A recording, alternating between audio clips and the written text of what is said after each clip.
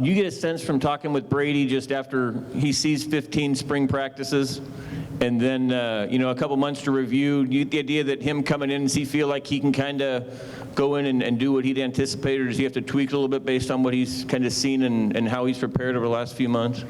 I think that'll, again, yes and no. And is the short answer. The long answer is, I think during spring ball, you're kind of doing the combination of cramming down their throat what you want them to do. That's an attitude, a culture, all those things. And then from a, schematic standpoint, you're going to experiment. You're going to find out what each guy can do, what they can't do, maybe discover some things that you didn't know. And then in the fall, it's really, you're starting over and doing that again for about 2 weeks. And so you're going to figure out, the new guys, what they can or can't do, the returning guys, what they've developed over the summer, what they've added to their repertoire, and then you kind of pick and choose what's best out of that, and I think you're doing that in every phase, but certainly defensively, we did some experimenting with guys, whether it's, corners and safeties to nickel, and so on down to the nose guard. You're absolutely, you're going to be in experiment mode for a couple more weeks. Speed, the way you guys practice is obviously integral to everything you've always done, but Brady in the past has expressed some misgivings about how a defense can fare when they practice against that every day.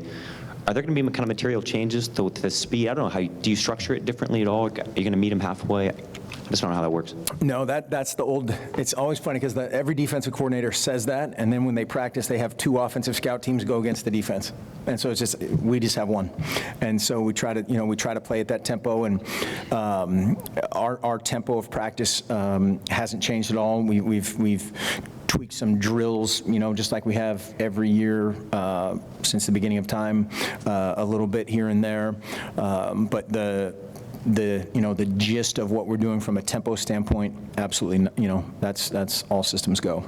Today it was all systems sometimes go. Mark, your first 2 years, obviously there's no quarterback battle. Last year, you guys go through the fall, same new situation. Is there anything that you guys learned from having a new install of a quarterback last fall camp that you guys can change going into this fall?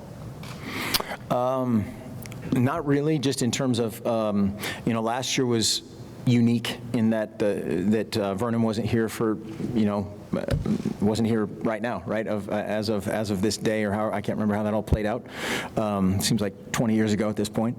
But every year has its own way it plays out, and that's why, again, you can't really predetermine it. You can certainly take, from one thing, of how to teach a certain type of guy, or a way a guy learns, or just the personality of a guy.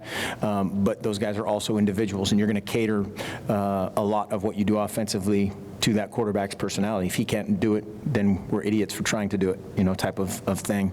And so we're figuring out what their personalities are and how and what, kind of along the lines of what we're talking about from a defensive standpoint, doing some experimentation with those guys, and that will continue.